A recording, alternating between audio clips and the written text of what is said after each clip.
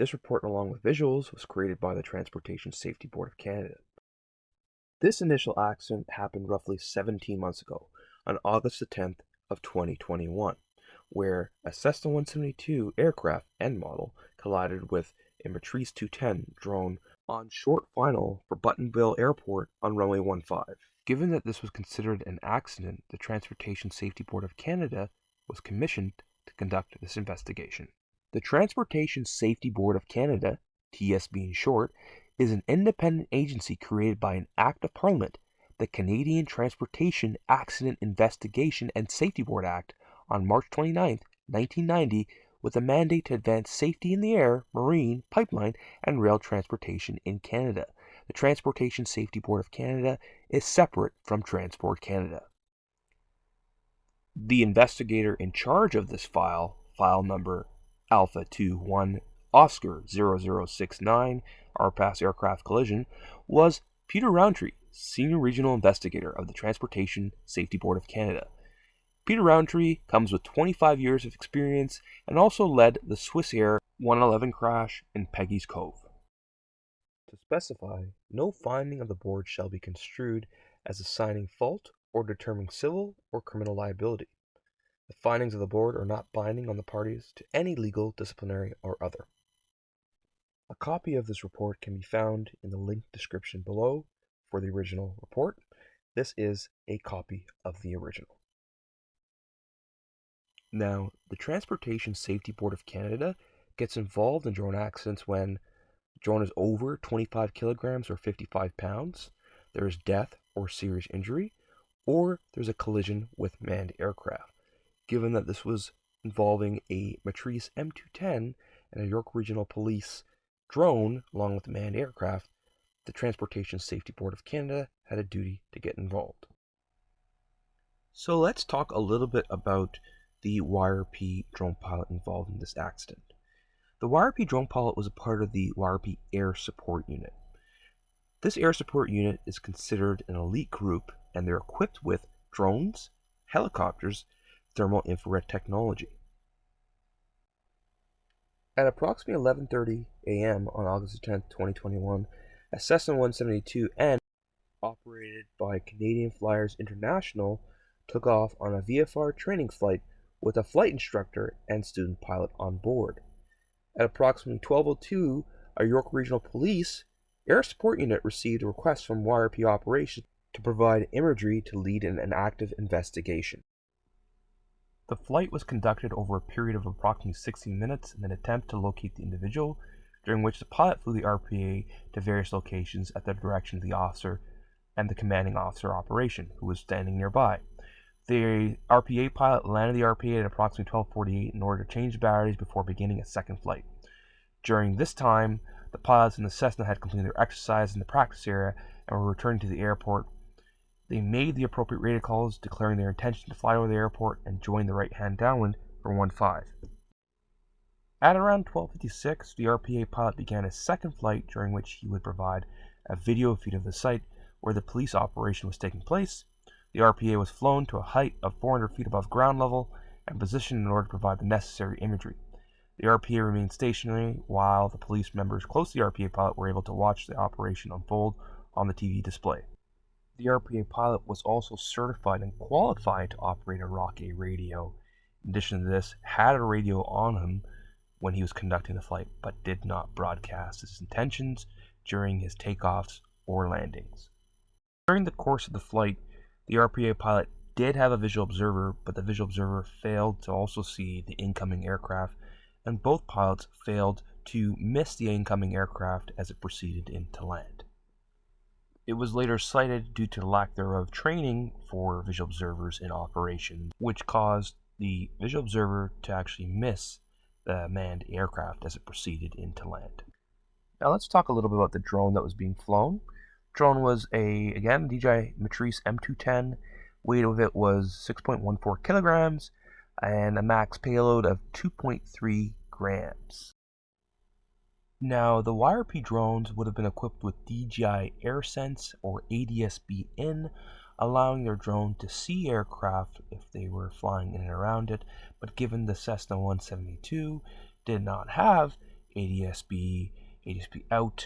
The act of warning provided by the system was not given to the officer who was flying in the emergency. Given the cost of acquisition of technology, most air operators opt to not install this technology, but dates have been posited for the wider rollout of ADSB for classes A, B, C, D, and E, but there are no current definitive dates for class C, D, and E airspace in which this operator pilot was operating from to launch ADSB.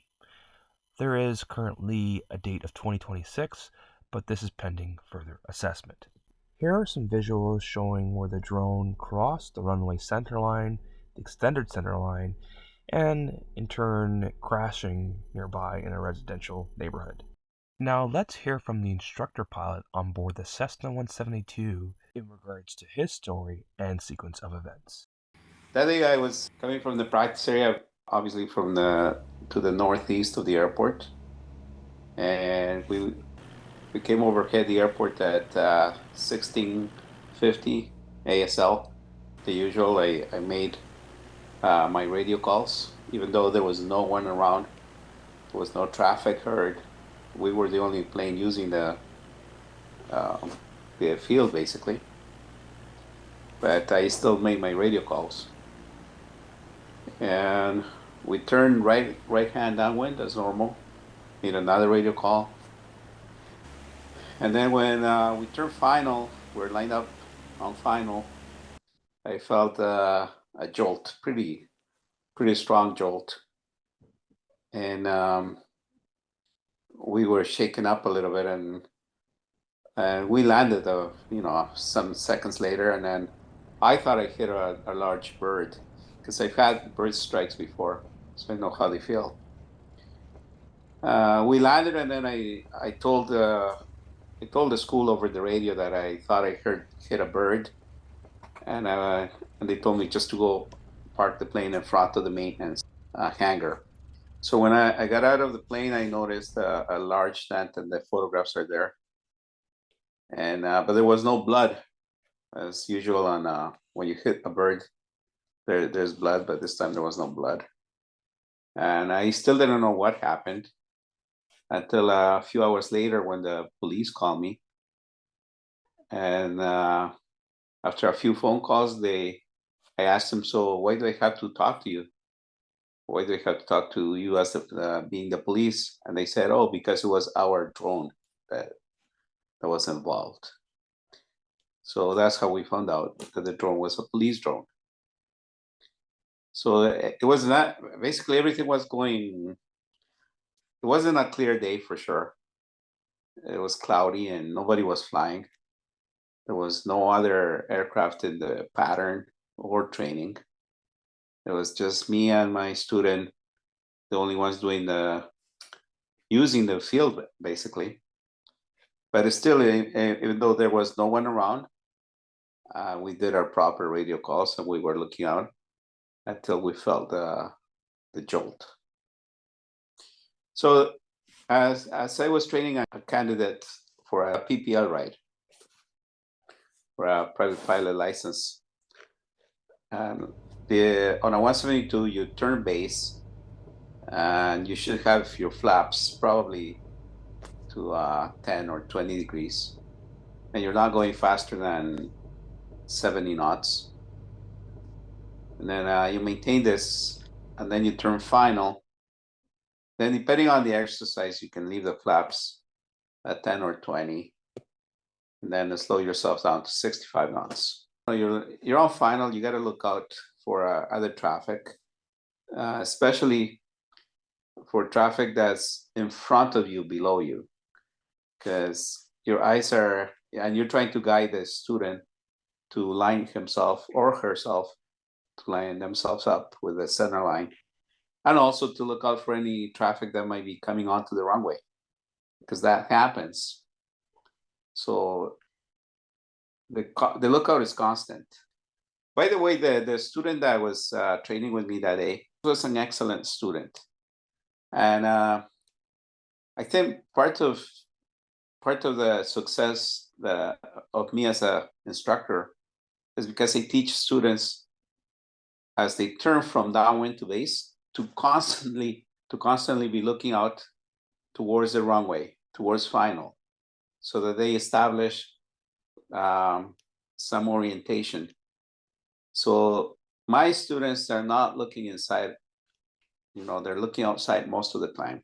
They look inside to confirm the airspeed, but they develop the sense, because I constantly tell them, a good landing begins like mid downwind, because you gotta be constantly looking at the threshold, even though as you're about to turn from downwind to base, you gotta start looking towards the threshold.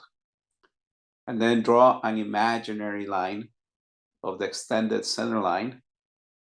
And then from base, you intersect that line and then you turn final. So the lookout is always there, and that's why my students they're quick in getting their licenses. As I said, this student took only 46 hours. So my experience in flying is, in terms of hours, is 6,000 hours.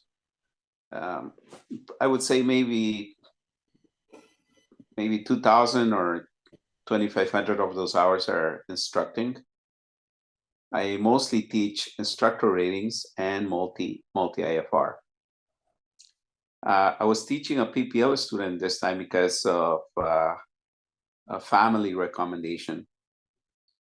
And apart from instructing, I fly corporate, I've flown jets, I've flown turboprops, and all kinds of piston multi-engine aircraft. And one thing you always have to do is keep a constant lookout, because especially when in my experience of ferrying small engine twins or piston twins, the instruments are not that reliable. So you always have to be looking out. And, and that's, even when I was teaching private pilot candidates, I would tell them your biggest instrument is the windshield. That's what will teach you to fly by attitude, because you relate the dashboard or the glare shield to the horizon. Then you check inside just to confirm that you have the attitude that you want. But I've always teach my students to use the windshield as their biggest instrument, relating it to the horizon. But as I said, any professional drone pilot would have, first of all, asked for permission from the airport manager to operate. Then the airport manager, he would have told them to tune in to 124.8 and broadcast intentions. But that wasn't done. And as I said, second, any professional pilot flying an aircraft in an uncontrolled airport knows that apart from looking out, the second thing is you gotta make radio calls and you gotta listen to other aircraft in the area. That didn't happen. I heard no other radio calls. And obviously this police officer operator was not listening to my radio calls. Even though there was no one, the airspace was quiet.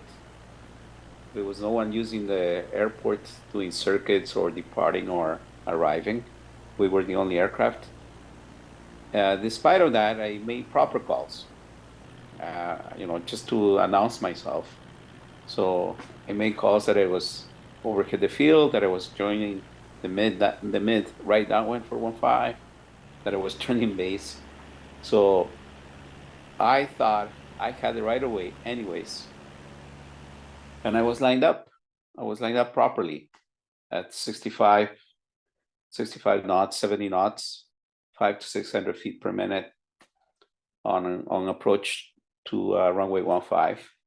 So I had the right of way, and then I felt this impact, which, as I said before, I thought it was a large bird, but it turns out it was a police drone. So, in my opinion, this could have turned into a very serious accident, probably with with fatalities. So what are the consequences? What the consequences should be? I mean, we were doing everything proper, but this drone operator should at least be reprimanded or his license revoked, uh, because he put the lives of two people in danger. So there should be consequences in terms of his license. In going over the TSB report further, it states that the pilot of the unmanned air vehicle drone slash RPAS had a VHF radio and was monitoring the frequency, but unfortunately, due to the emergency situation and task load, the pilot was unable to make calls or, in fact, see the aircraft coming in before it landed. Generally, in Class E controlled airspace, air traffic control does not provide separation. However, they do provide traffic information upon request by the pilot. In this occurrence, as per the report, the pilots were making their broadcast. Unfortunately, the RPAS pilot did not make any broadcasts. RPAS pilots are not required to make any broadcasts as per the current Canadian aviation regulations.